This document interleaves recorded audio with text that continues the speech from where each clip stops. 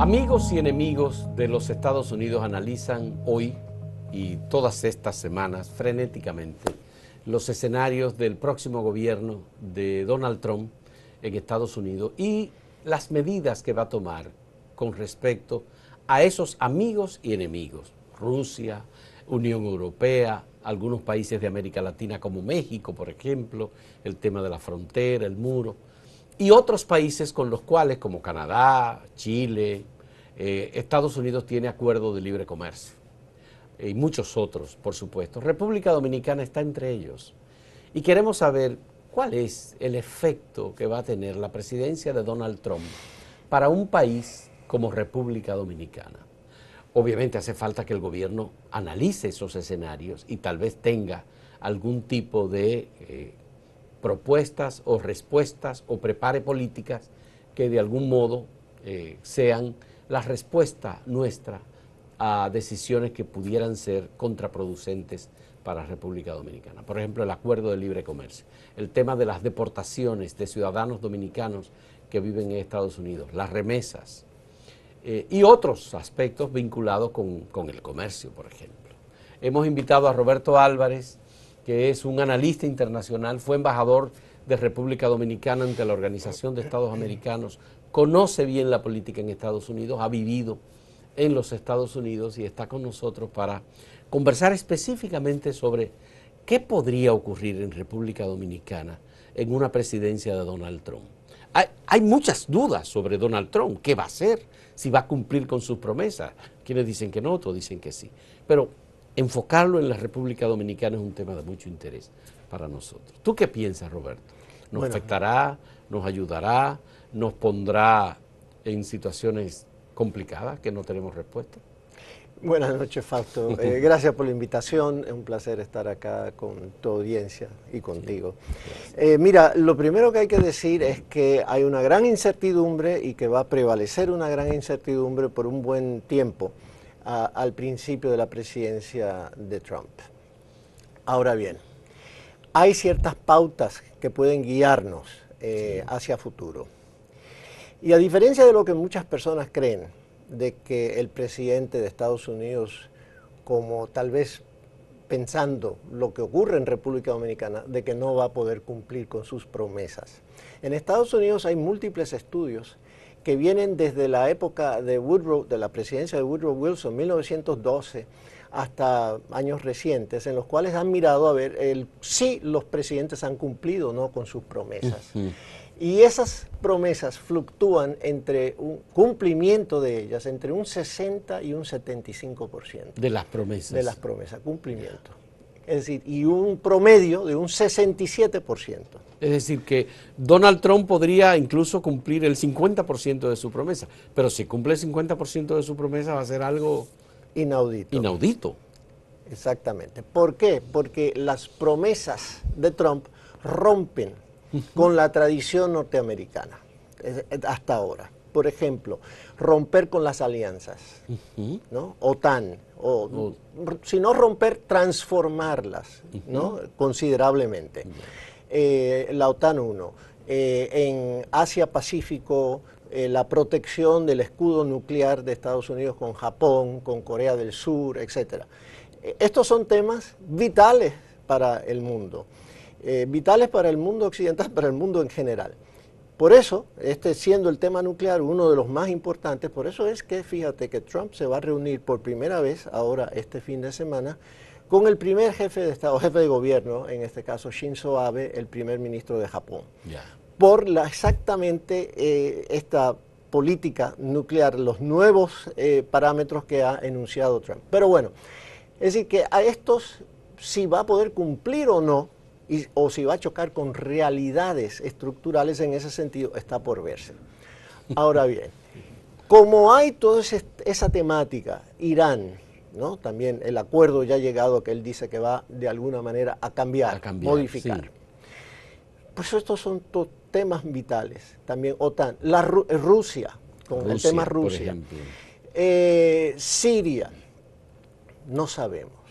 Hay que esperar, ver cómo van a desarrollarse esos acontecimientos. Para hablar de lo que pasa en el mundo árabe y de lo que podría pasar con países que tienen un financiamiento importante como Israel, o lo que podría pasar con el principal abastecedor de petróleo, por ejemplo, del mundo, Arabia Saudita, por ejemplo. Todo eso también está en la balanza. Ahora bien, lo que yo me temo es que exactamente como esos son realidades difíciles con las cuales lidiar, que la soga va a romper por lo más débil. ¿Qué quiere decir eso? América Latina. América Latina. Es decir, México especialmente. México para comenzar, porque construir el muro es relativamente mucho más fácil que reequilibrar el mundo en términos nucleares. Deportar en números masivos, comparado con los de ahora, también es mucho más fácil. O hacerle la vida imposible a esas personas, los indocumentados en Estados Unidos, de forma tal que se autodeporten, porque si no pueden no consiguen empleo, no consiguen ayuda, seguro social, etcétera. Entonces tienden a salir. Exacto. Y el efecto que eso tiene, por ejemplo, en las remesas en países como República Dominicana, como México. Exacto, ahí vamos a caer en y el tema de la violencia también, porque hay muchas otras cuestiones que están involucradas. Exacto. Pero antes de pasar concretamente a República Dominicana, Fausto, existe la creencia de que en Estados Unidos el presidente está casi maniatado. Escuchando aquí a los analistas, algunos que tú has tenido acá también, de que el presidente de Estados Unidos no tiene tanto poder y que en política exterior el Congreso es el que manda. Eso no es así. El presidente de Estados Unidos tiene un poder enorme. Mira, todas las medidas básicamente que ha tomado en relación a Cuba han sido lo que llaman acciones ejecutivas, que son decretos básicamente del Ejecutivo. Una buena parte de las sanciones en relación a Irán y a Rusia han sido por decretos del Ejecutivo también, que pudiera en cuanto a Rusia cambiar, es decir, esas sanciones, el bloqueo económico que tiene con Rusia, en términos financieros sobre todo, igual que con Irán, podría rescindirlas por una decisión presidencial. Bueno, entonces, sí tiene poder y sí puede llevar a cabo una serie de medidas. En el caso de Cuba, yo creo que lo que va a ocurrir es que va a haber un estancamiento del proceso de la apertura, exacto. Y obviamente ya no va a haber un levantamiento de la ley Helms-Burton, que es lo que se pensaba que si Hillary ganaba y podía haber unas medidas. El Partido Republicano estaba más o menos ameno a ello, comenzando a mirarlo, pero después del voto en Florida, que básicamente le ha dado el triunfo a Donald Trump. El triunfo a Donald Trump, ahora se hace eso mucho más difícil imaginarse. Entonces, México, el comercio, el Tratado de Libre Comercio. Estados Unidos sí puede, el presidente sí puede denunciar el tratado. Tiene que esperar 6 meses, si mal no recuerdo. Si denuncia el Tratado de Libre Comercio. Que se va a afectar, sin duda alguna, y esa es una de las cuestiones que hay que ver, ¿no? ¿Qué va a suceder? Ahora, de ahí entonces, República Dominicana. Vamos a hacer una pausa en este punto, que es la pregunta inicial. República Dominicana. Hacemos nuestra primera pausa, porque nos ha pasado ya el tiempo, y retornamos y entonces entramos en el caso de República Dominicana. Perfecto. Con Roberto Álvarez.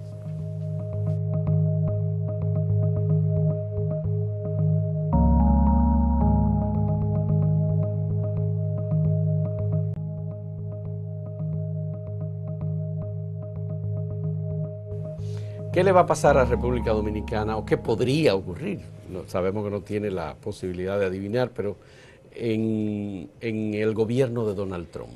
A ver, vamos a los datos de República Dominicana. Claro, de nuevo, incertidumbre. Incertidumbre. Porque, por ejemplo, ha dicho que no va a ratificar el tratado, el acuerdo de libre comercio negociado, pero todavía no ratificado, con Asia-Pacífico, que conocido por las siglas en inglés, TPP, el Acuerdo Transpacífico, que no lo va a ratificar. Sin Estados Unidos no hay acuerdo. No hay acuerdo. Entonces, lo cual, por cierto, le abre una oportunidad muy grande a China en relación a todos esos países. A nosotros nos beneficia en el corto plazo que no se ratifique, porque aquí había el temor de que Vietnam iba a utilizar hilos chinos y otros insumos chinos que podían competir con los textiles y la producción de textiles de las maquiladoras dominicanas. Pero bueno, poniendo eso a un lado. En cuanto al comercio, ha señalado sobre todo a China y a México. Y ha dicho que va a derogar o abrogar, a renunciar al tratado de libre comercio conocido como NAFTA con México. Eso sobre todo ha sido por la cuestión de que México ha tenido una balanza, un intercambio comercial favorable a México. El 2015 unos 50.000 millones de dólares favorable a México. Entonces, si lo hace, pues va a haber implicaciones negativas obviamente para los dos países, en este caso, e inclusive para la clase trabajadora norteamericana. Entonces, eso resta por ver. Se supone que eso genera más empleo en Estados Unidos.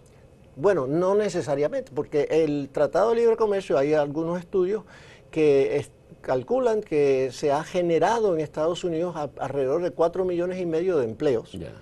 En base a las industrias que se han establecido por los insumos que se envían, porque hay una cadena de valor ahora que están entrelazados entre Estados Unidos pero y México. Pero ese es en el caso de México y Estados Unidos. Pero en el caso de República Dominicana. Sí. A mí, Estados Unidos tiene una balanza comercial en el intercambio comercial favorable. Con nosotros y con el resto de Centroamérica. Porque se van a mirar a los 6 países. Sí. En el 2015... Estados Unidos tuvo un intercambio comercial favorable como por 4,000 millones de dólares. Entonces, Estados Unidos se estaría haciendo a sí mismo un daño, en nuestro caso, si fuera a renunciar también al Tratado de Libre Comercio nuestro. Así que resta por ver qué va a suceder ahí en el comercio y ahí es donde vendrán a ver la habilidad de los negociadores dominicanos. Y una parte que nos toca, Roberto, y que nos da muy fuertemente, es la parte migratoria. Exactamente. Ahí es ¿Cómo tú vislumbras? ¿Qué análisis tú has hecho sobre esto? Ahí es donde realmente tenemos nosotros que mirar muy detenidamente este tema. Porque nosotros hemos recibido, y esto es muy poco conocido, Fausto, nosotros hemos sido beneficiarios de una de las más altas tasas de residencias permanentes de parte de Estados Unidos en los últimos 40 años. Y esto sería bueno entonces mirarlo a través de unos gráficos que demuestran claramente esa realidad. Vamos a ver los gráficos entonces. Aquí está el primer gráfico, que es el cuadro entre el año 1980 y 1989. Exacto. ¿Qué representa esa línea roja? Esa es República Dominicana. En primer lugar, ahí están los 7 países del mundo que recibieron residencias permanentes en la década de los 80. Ahí está México en primer lugar. México en primer lugar y, como podemos ver, a República Dominicana en séptimo lugar. En séptimo lugar. Si podemos seguir a la siguiente década del 90. Bien. Esta es la década 1990-1999. Correcto. Bien. Y ahí vemos México sigue en primer lugar. Los países cambian un poco. Pero los países con los que nos comparamos es con China y con la India. La India, con Rusia. Con Rusia y con Vietnam. Filipinas y Vietnam. Cuba. Y Cuba. El único país realmente por el cual podemos compararnos con Cuba. Ahí ocupamos, pasó al 6º lugar. Al 6º lugar. El siguiente década entonces, entre 2000 y 2009. Ahí estamos en cuarto lugar. En cuarto lugar, pasamos. ¿Cuánto representa esto? Ahí está en el gráfico, si usa el cursor, ahí está el número exacto de residencias permanentes que otorgadas. Fueron como 350, si mal no recuerdo, 350 y pico de mil otorgadas en esa década. Residencias permanentes. Del 2000 al 2010. Correcto. Otorgadas. Al 2009. Al 2009. Ahora el último gráfico ahí, 2010 al 2014, es decir, 5 años de lo que va de esta década. Ajá. Ahí estamos en 6º lugar. En 6º lugar con unas 227,000, me parece, no tengo el dato exactamente a mano, pero eso quiere decir que estamos en camino a recibir un número de residencias permanentes récord. Récord. En esta década. Entonces, En total... Estamos entre los grandes países emisores de personas que se convierten en residentes permanentes en Estados Unidos. Probablemente per cápita somos el número 1 en el mundo. Por la cantidad de población, por ejemplo. Por la cantidad de población. Ya, okay. Entonces, ¿a qué se debe esto? Esto se debe a que la ley de migración norteamericana tiene como fundamento, una de sus premisas es la reunificación familiar. Si tú totalizas desde el 80 hasta el 2014 el total de residencias permanentes, estas llegan a 1.112.801 residencias permanentes otorgadas por Estados Unidos a República Dominicana. Ya.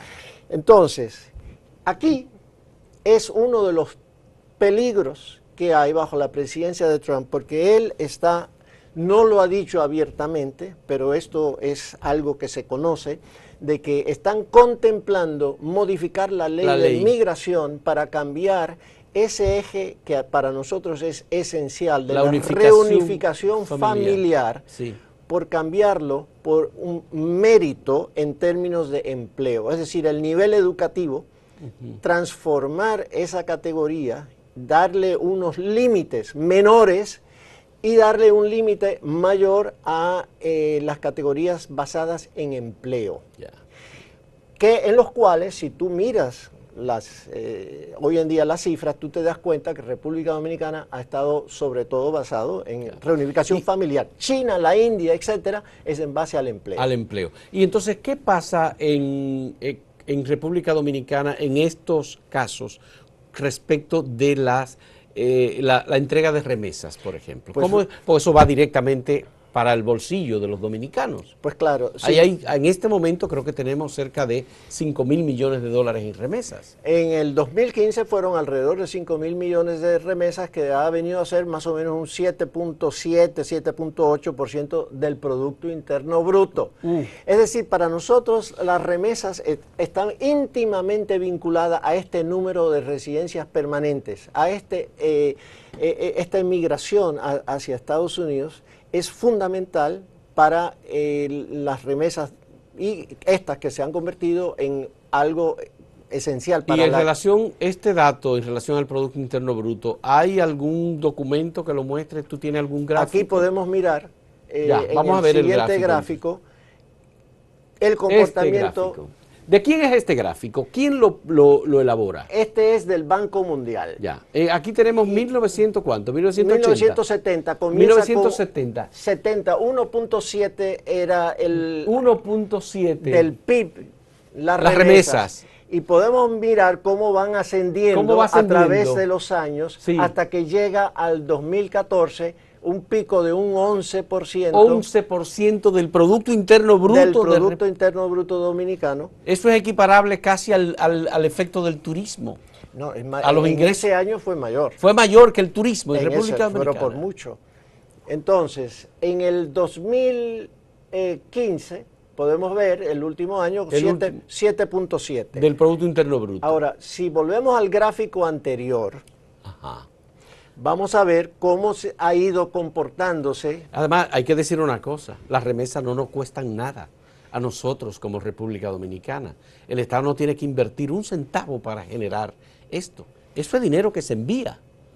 Así es, excepto que hemos perdido, la inmigración dominicana, sobre todo de los últimos 15 años, 20 años, ha sido una inmigración de cierto nivel educativo, ¿no? Hemos perdido ciertas habilidades, ciertas personas con ciertas destrezas. Bueno, sí, claro, por supuesto. La famosa... el costo de oportunidad también que ha habido, pero sin embargo ha sido una válvula de escape que le ha permitido a los gobiernos no tener que brindarle asistencia a todos estos sectores. ¿Las autoridades dominicanas conocen estos datos? Mira, esto es la pena y esto es el peligro ahora mismo. México está en alerta, Cuba también, están analizando, estudiando lo que puede ocurrir bajo la presidencia de Trump, y se están preparando para ello. Aquí, lamentablemente, que yo sepa, yo no he escuchado de que haya el gobierno establecido un grupo de tarea,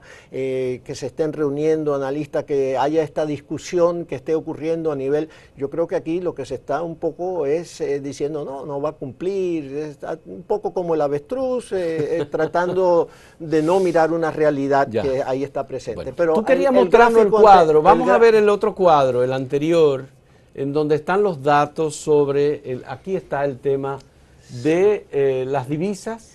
Aquí podemos ver, sí. ¿Esto qué es? ¿Qué es esto? Ahí está una relación de las residencias permanentes y las remesas. Y las remesas. Ahí es la comparación, entonces. La comparación por año.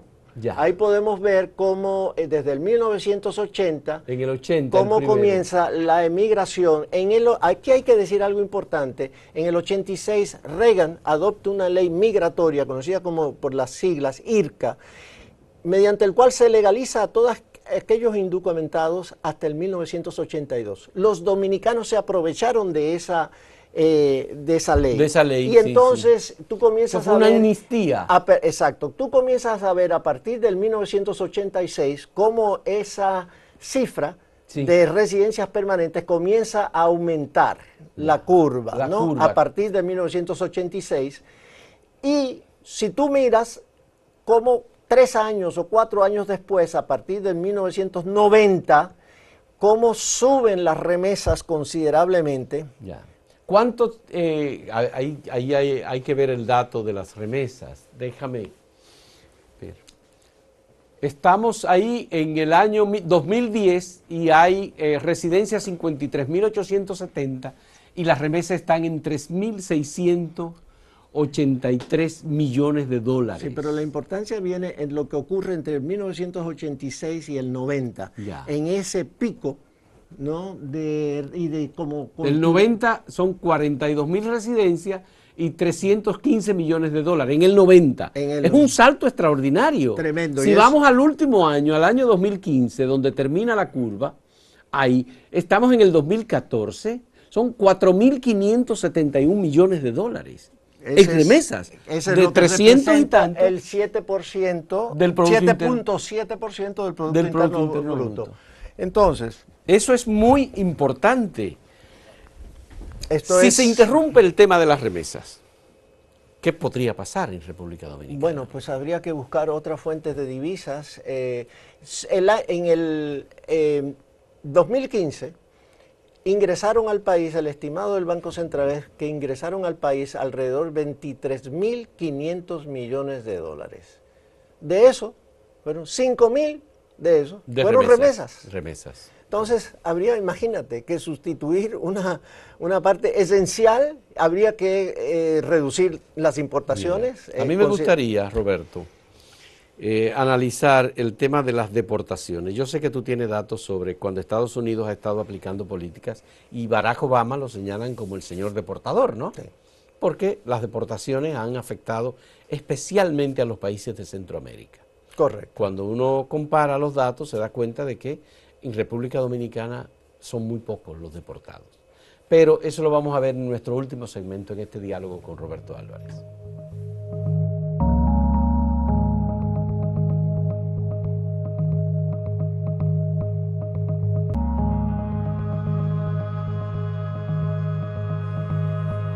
Roberto Álvarez, nos interesa saber qué va a pasar con las posibles deportaciones de Donald Trump o del gobierno de Donald Trump y la gente que le está designando hacia países como República Dominicana y Centroamérica. ¿Cuáles son los datos? Bueno, ha dicho reiteradas veces son 3 millones. De que va a deportar a todos aquellos con antecedentes criminales. Sí.